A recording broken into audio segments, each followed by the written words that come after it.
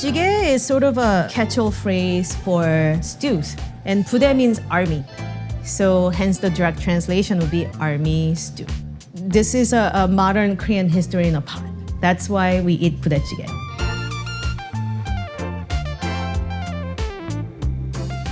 Hi, I am Hye Kim, the chef at Miss Kim Korean Restaurant in Ann Arbor, Michigan, and we are making Budae Jjigae today, the Korean army stew. A little bit controversial. My mother would never make this at home. Not traditional enough. She would not have processed meat in her food. Some of the folks in older generation don't like this dish. And some of us really love it. And those of us who drink, really perfect. It starts with the stock. So we're gonna make anchovy stock, the stock of choice. And I love this stock because it comes together quickly and it imparts so much savory flavor and briny flavor that melds into the dish without enforcing itself too much. Okay, we use bigger sized dried anchovies. You wanna make sure that the innards part is taken out for the purity of the flavor. There are a couple different ways to make anchovy stock. If you wanna be fancy, then you can do cold brew, much like cold brew coffee. You can just let it sit overnight or a couple of nights in the refrigerator steeping, but we'll do a quick one. So even though this dish is considered like a modern sort of Frankenstein dish, the basis of dish is pretty much like a very traditional jeongeol, which is like a bigger size stew, or jjigae, which is a small size stew. The reason why it's controversial is because it's born out of one of the most difficult periods in Korean modern history, following Japanese colonization. In 1945, we have a brief period where we're going into modern times, and then Korean War hits. A conflict that was especially tragic because unlike during the Japanese colonization, we were fighting against our own family. It's North Korea versus South Korea. Korean War ended in ceasefire. So technically, we're still at war with North Korea. The line is drawn right when the ceasefire happened. If your hometown is North Korea and you travel south to avoid war, there are a chance that you never saw your family again, never saw your hometown again. And from that tragedy, this gorgeous dish pops up. I thought it was really lovely that from this hardship, we make something out of it. We meld the tradition of Korean stew and take on new ingredients, take the lemon and make lemonade, so to speak, and then turn it into something that's entirely Korean and modern. In Japan, you may have heard that the building block of Japanese cuisine is dashi. It's oftentimes made with bonito. Similar ingredient, also dried kelp. In Japanese, it's known as kombu. Shaved bonito, that's called katsuobushi. That will have sort of a lighter seafood flavor. It's a little less robust. And it will impart a little bit of smokiness. Korean cuisine do not have a lot of smokiness. So this one, it will impart more robust seafood savoriness without the smoke. I'm gonna let that going for a little bit. While that's happening, we're gonna make our soup base. Here we have 2 of the 3 Korean mother sauces. So gochujang is the youngest member of the mother sauces. The chilies are not native to Korea. It doesn't prominently get featured until about 19th century. So the youngest member, it also has the shortest fermentation time. And then we have 간장, which is the soy sauce. And then we have here a rogue new sauce called yeondu. Think of it as seasoned soy sauce light. So it's fermented soy proteins that's seasoned with a bunch of other stuff that makes it milder and easier to use. And then some gochugaru, which is chili flakes. So we're gonna let that sit there for a second. It looks like our stock is simmering. I'm gonna throw in our dashima there. And then we're gonna start building this army stew. Onion will provide the sweetness, and so will gochujang as well, because gochujang is a grain base and has a little more sugar in there, but also because the stuff that we're adding already has a lot of stuff in there, so you don't need to add more. A variation of this is also known as Johnson tang. Tang means soup. So Johnson is because apparently around the time that this dish was developed in 1960-65, LBJ, Lyndon B. Johnson, visited Korea, and then people started like calling this Johnson Tang in to commemorate his visit to Korea. After the onions, we're gonna add garlic. You can mince it or you can chop it. The whole thing's gonna come to a boil. Garlic's gonna cook pretty fast.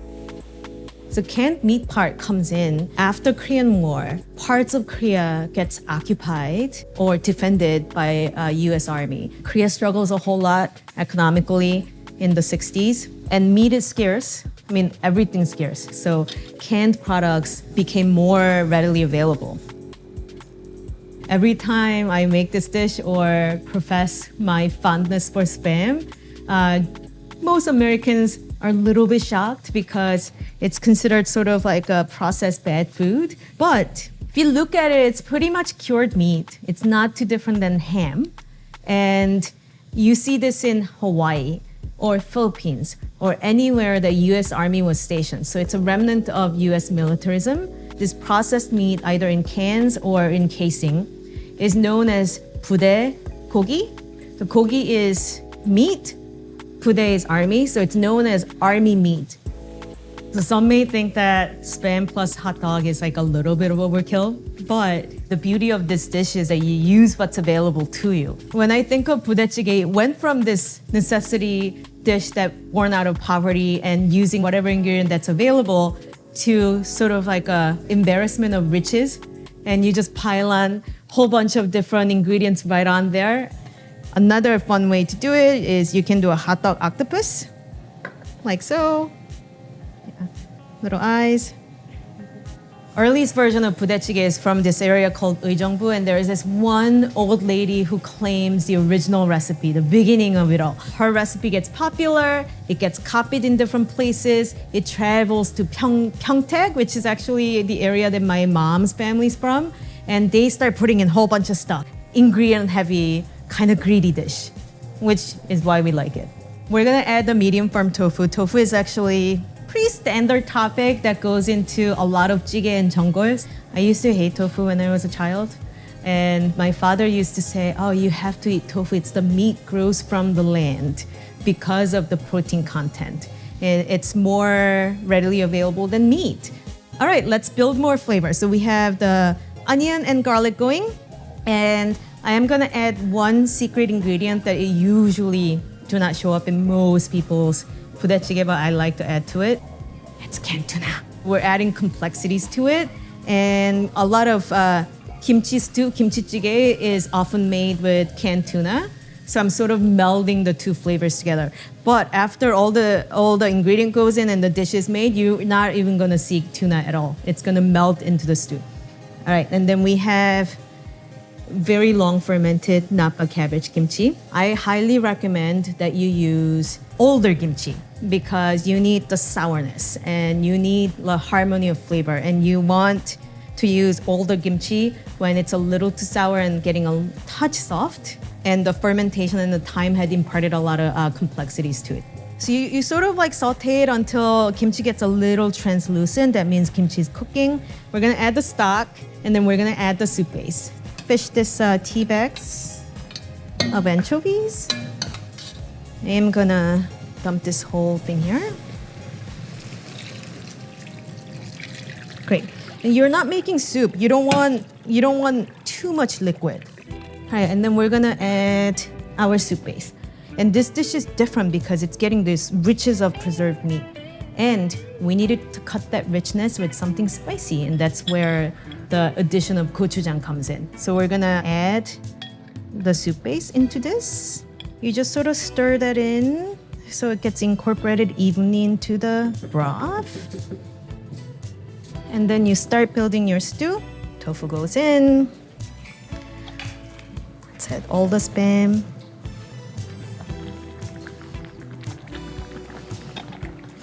Hot dogs. Let that come to a boil. And chopped scallions. Okay, and it's bubbling away. And then the instant ramen noodles. Yeah. It's such a part of Korean everyday life these days, and there are so many different types. It hasn't really been around until like 1960s. It wasn't always added to army stew, but once it's added, I think it's like match made in heaven.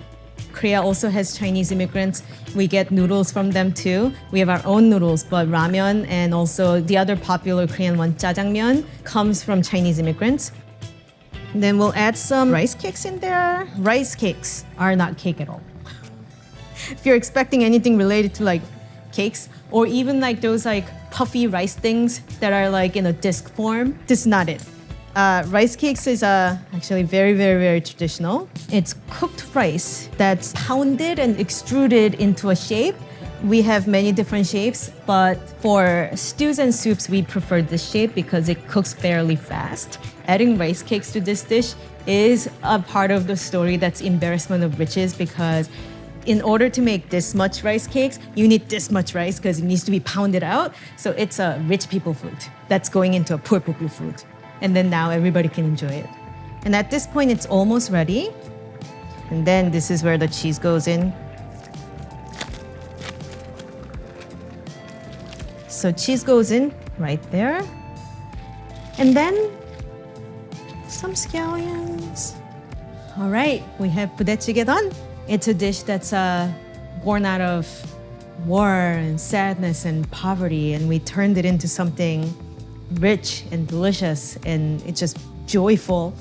And it's a perfect amalgamation of tradition and modern additions, and just like the dish itself, it's all those things go in and comes out back as a perfectly harmonious dish. And this dish is more delicious if you know the story and the history of modern Korea. There are two major companions to Budae Jjigae. You can either eat it with rice because it's a very strongly flavored, rich dish, or you can have it without the rice, but with shots of soju.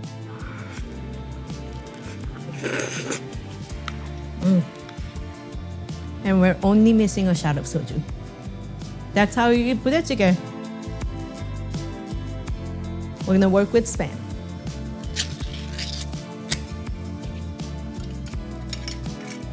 And then we're gonna struggle a little bit to get this out. Oh, that happened really fast. Sometimes it doesn't that way. Okay, today's our lucky day.